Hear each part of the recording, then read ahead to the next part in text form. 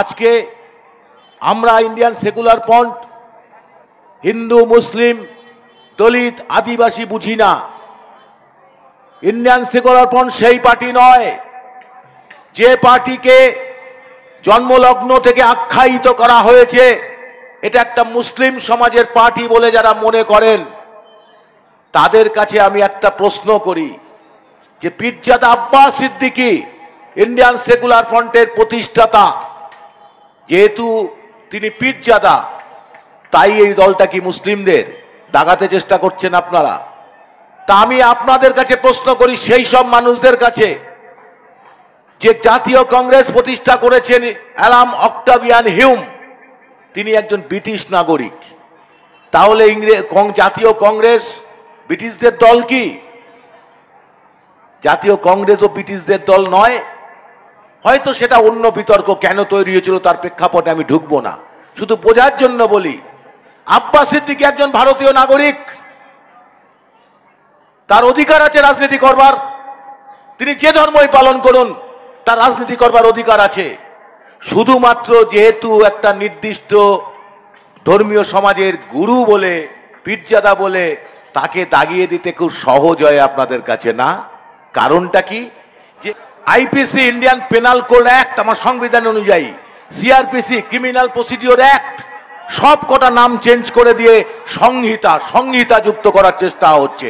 ঠিক যেমনটা করেছে লক্ষ্মীর ভান্ডার, যে টাকাটা আমার তাপস ব্যানার্জির টাকা, এমডি জিয়ারুল ইসলামের টাকা, সুরিন্দর সিং এর টাকা, সেই টাকাটা হচ্ছে পশ্চিমবঙ্গের টাকা, পশ্চিমবঙ্গের মানুষের টাকা, কিন্তু নামটা লক্ষ্মীর ভান্ডার। লক্ষ্মী কার দেবতা? লক্ষ্মী আমার দেবতা, হিন্দুদের দেবতা। তাহলে তুমি সরকারে বসে তুমি আমার টাকায়, সকলের টাকায় একটা নির্দিষ্ট ধর্মের প্রচার করতে পারো না। যে কাজটা নরেন্দ্র মোদী করছে আগামী 22শে জানুয়ারি, যে রাম মন্দিরকে পুনর্গঠন করছে সরকারি টাকায়, ঠিক একইভাবে মমতা ব্যানার্জি জগন্নাথ মন্দির করছেন, দীঘার ওপারে গিয়ে জগন্নাথ মন্দির করছেন। টাকাটা কার? টাকাটা আমার আপনার। আমি যে কথা বলছিলাম যে ৭৬ বছর ধরে ভারতবর্ষের স্বাধীনতার পর থেকে ভারতবর্ষের মানুষের মধ্যে যে ধর্মীয় মেরুকরণটা শুরু করেছে, যে ব্রাহ্মণ্যবাদী শক্তি, মনুবাদী চিন্তার যে শক্তি, সেই শক্তির সাথে গাঁটছড়া বেঁধে গাঁটবন্ধন করে মমতা ব্যানার্জি পশ্চিমবঙ্গের মাটিতে বিজেপি আরএসএস এর জন্ম দিয়েছে। এটা ভুলে গেলে চলবে না। যারা বলতে চায় যে বিজেপিকে রুখতে গেলে তৃণমূলকে ভোট দিতে হবে, তাদের উদ্দেশ্যে মা বোনদের বলি যে তৃণমূলই হচ্ছে বিজেপিকে আনবার মূল নায়ক, এবং আরএসএস এর মানস কন্যা দুর্গা বলে যাকে পরিচিত করা হয়, তিনি হচ্ছে মমতা ব্যানার্জি। স্বাভাবিক কারণেই তৃণমূলকে তাড়ানোর মধ্যে দিয়ে বিজেপিকে তাড়াতে হবে, এটা আমাদের স্পষ্ট স্লোগান, আমাদের পার্টির ম্যানিফেস্টো বলছে। আমরা যে আহ্বান রাখছি যে পশ্চিমবঙ্গের মাটি থেকে যতক্ষণ পর্যন্ত তৃণমূলকে সরানো না যাবে, ততক্ষণ পর্যন্ত ভারতবর্ষের মাটিতে একটা ফ্যাসিবাদী শক্তি যে রাজত্ব করছে মোদী অমিত শাহর নেতৃত্বে, তাকে কিন্তু আস্তে আস্তে একটা ফ্যাসিস্ট রাষ্ট্র কায়েম করবার দিকে ধীরে ধীরে এগোতে শুরু করে দিয়েছে আমাদের ভারতবর্ষ। যেটা দিয়ে আমি শুরু করেছিলাম, যে একটা ভয়ানক পরিস্থিতির মধ্যে আজকে আমাদের অতিবাহিত হতে হচ্ছে। স্বাভাবিক কারণেই আমি আপনাদের মা বোনদের বলবো যে কোনো সরকারি পয়সা, কোনো সরকারি টাকা, সেটা কোনো বাপের নয়, কোনো পার্টির নয়, এটা আমার আপনার করের টাকা। সুতরাং এই করের টাকায় যে আইন পাস হয় সেটা কখনো বন্ধ করা যায় না। আপনি আইএসএফকে ভোট দিলে লক্ষ্মীর ভান্ডার বন্ধ হয়ে যাবে, এ ধরনের আওয়াজ যারা দেয় তারা ভুল বার্তা আপনাদের কাছে পৌঁছায়। আমি মা বোনদের বলবো, আপনারা শক্তিশালী হন। পৃথিবীর অর্ধেক আকাশ জুড়ে থাকে নারীরা, সেই নারীরা যদি আজকে এগিয়ে আসতে পারে, তাহলে আমাদের প্রকৃতির ভারসাম্য যেমন থাকবে, সামাজিক ভারসাম্য রক্ষা হবে এবং আইএসএফ আরো শক্তিশালী হবে। আমি মা বোনদের কাছে আজকে অনুরোধ করব যে আপনারা ভুল না, শক্তিশালী হন এবং আপনারা বুঝবার চেষ্টা করুন, সরকারি সমস্ত পয়সা আমার আপনার টাকা, কেউ তার বাবার ঘর থেকে দিচ্ছে না। কিন্তু পক্ষান্তরে যে কাজটা করছে, হিন্দুস্তান গড়ে তোলবার যে এজেন্ডা আরএসএস এর রাষ্ট্রীয় সহায়ক সেবক শেখর বিজেপির, সেই এজেন্ডাকে কার্যকরী করবার জন্য মমতা ব্যানার্জি এগিয়ে চলেছে। এটাই আমাদের চিন্তার কারণ। এবং সবচেয়ে বেশি ধর্মীয় মেরুকরণ যদি করে থাকেন, সেটা এই 11 বছর ধরে মমতা ব্যানার্জি পশ্চিমবঙ্গের মাটিতে করেছেন। আর আজকে নওশাদ সিদ্দিকী যখন এইটা ভাঙবার কথা বলছেন, তখন বড় জ্বালা হচ্ছে না?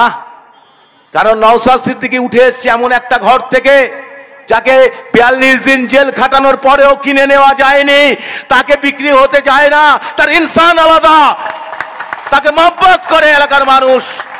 সেইখানটায় মমতা ব্যানার্জির চিন্তা হয়ে গেছে যে আমার ভাইপো অভিষেক, তার জনজোয়ার ফপ করে দিচ্ছেন নওশাদ সিদ্দিকী, যেখানে যায় সেখানে জনজোয়ার, শুধু জনজোয়ার, এইটা তানি ভয় হয়ে দাঁড়াচ্ছে।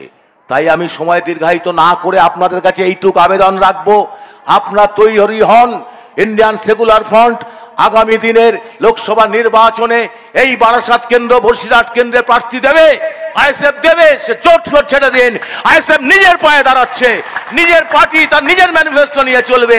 কে আমাদের সাথে থাকলো সেটা বড় কথা নয়, কিন্তু আমরা তৃণমূল বিজেপি বিরোধী কোনো শক্তি আমাদের সাথে হাত মেলালে অবশ্যই তাদের সাথে আমরা দ্বার খুলে রাখবো, বলবে চেয়ারম্যান। কিন্তু তার মানে এই নয় আইএসএফ অন্যের ঘাড়ে ভর দিয়ে উঠবে।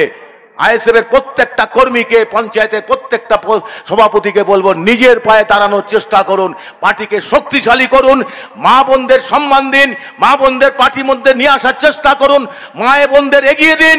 তবে আইএসএফ আগামী দিনে আইএসএফ এর পতাকা উঠবে এই পশ্চিমবঙ্গের মাটিতে। 26 সালে আমরা যাতে নওশাদ সিদ্দিকীকে মুখ্যমন্ত্রী হিসাবে প্রজেক্ট করে এগোতে পারি, সেই সংকল্প নিয়ে সবাই আজকে মিটিং থেকে ফিরে যাবেন।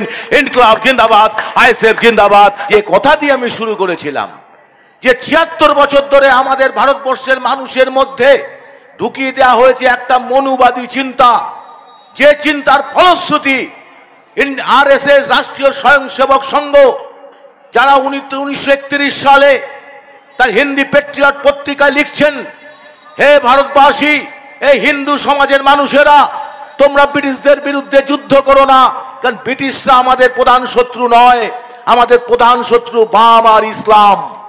তাই ইসলাম আর বামকে শেষ করবার জন্য আমাদের ব্রিটিশদের বিরুদ্ধে অস্ত্র ধারণ করা যাবে না। কে বললেন? সাভারকার, যিনি আরএসএস এর তৎকালীন প্রতিষ্ঠাতা। গোলালকার সাভারকার পেট্রিয়ট পত্রিকায় লিখছেন। সেই আরএসএস দীর্ঘদিন ধরে তার যে বাজি, তার যে চাল, সেই চালকে কাজে লাগিয়ে ভারতবর্ষে অধিষ্ঠিত হলো মোদী সরকার।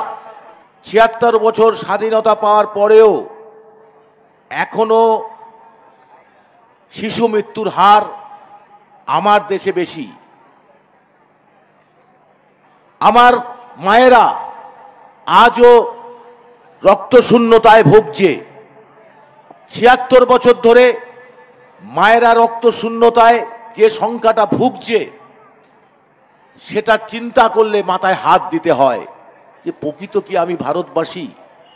এদেশ, এই দেশটার জন্য কি আমরা স্বাধীনতা যুদ্ধে আমাদের উত্তরসূরির পূর্বসূরিরা প্রাণ দিয়েছিলেন? বিষয়টা হলো ভারতবর্ষ এমন একটা পরিস্থিতিতে দাঁড়িয়ে স্বাধীনতা পেল, ব্রিটিশের গোলামি করবার জন্য যাদের হাতে শাসন ক্ষমতা তুলে দেওয়া হলো, তারা হলো ভারতবর্ষের ব্রাহ্মণ্যবাদী, উচ্চ মনুবাদী চিন্তার নায়করা। ভারতবর্ষের রাষ্ট্র ক্ষমতায় অধিষ্ঠিত রইল 76 বছর ধরে। আর এই 76 বছর ধরে এই ব্রাহ্মণ্যবাদীরা ভারতবর্ষটাকে ব্রিটিশের গোলামি করার থেকে অনেক বেশি মানুষের মধ্যে জাতপাত, ধর্মের ভেদাভেদটাকে সৃষ্টি করার চেষ্টা করে গেছে। আর এই জাত ধর্মের ভেদাভেদের মধ্যে দিয়ে ভারতবর্ষের ইতিহাসের প্রেক্ষাপট দেখলে দেখবেন, স্বাধীনতার অর্জনের 47 সালের পরেই থেকেই যে দাঙ্গা শুরু হলো, যে দাঙ্গার বলি হতে হলো গান্ধীজিকে, বলি হতে হলো উগ্র হিন্দুত্ববাদীদের হাতে।